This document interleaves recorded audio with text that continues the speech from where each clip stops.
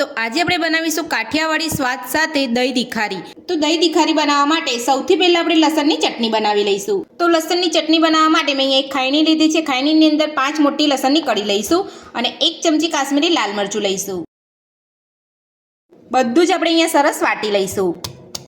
તો લસણ અને મરચું આપણે અહીંયા સરસ વાટી લીધું છે। તો હવે આપણે એક વાટકીની અંદર લઈ અને પેસ્ટ બનાવી લઈશું। તો લસણની ચટણીને વાટકીની અંદર લઈ લીધા પછી હવે આપણે તેની અંદર થોડું સ્વાદ પ્રમાણે મીઠું ઉમેરીશું। તો મીઠું આપણે અહીંયા વધારે નથી ઉમેરવાનું। 2 થી 3 ચપટી જેટલી હળદર ઉમેરીશું। અડધી ચમચી ધાણા જીરું પાવડર ઉમેરીશું।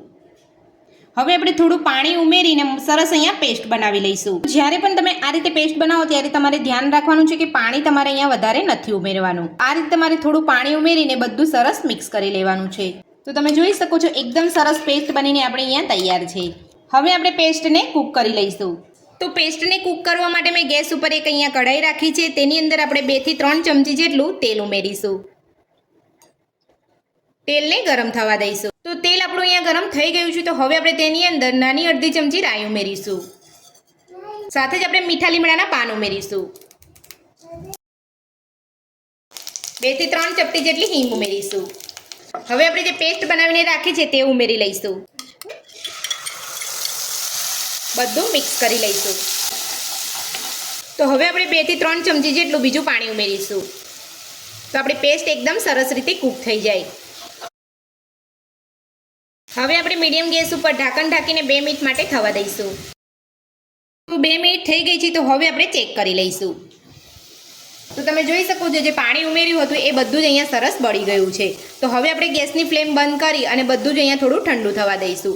તો જ્યારે ઠંડુ થાય ત્યારબાદ જ તમારે અહીંયા દહીં ઉમેરવાનું છે। જો તમે અહીંયા ગરમ ગરમની અંદર દહીં ઉમેરી દેશો તો તમારું દહીં ફાટી જશે અને તમારી તીખારીનો સ્વાદ પણ સારો નહીં લાગે। એટલે તમારે અહીંયા થોડા મસાલાને ઠંડુ થવા દેવાનું છે। ત્યારબાદ જ તમારે અહીંયા દહીં ઉમેરવાનું છે। તો હવે આપણે અહીંયા થોડું ઠંડુ થવા દઈશું। તો બધું જ અહીંયા ઠંડુ થઈ ગયું છે। તો હવે આપણે તેની અંદર દહીં ઉમેરી લઈશું। દહીં આપણે અહીંયા ઉમેરી લીધું છે। તો હવે આપણે બધું સરસ મિક્સ કરી લઈશું।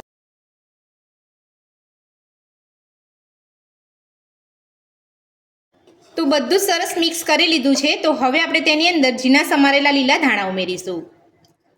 તો ધાણા ઉમેરીને બધું સરસ મિક્સ કરી લઈશું।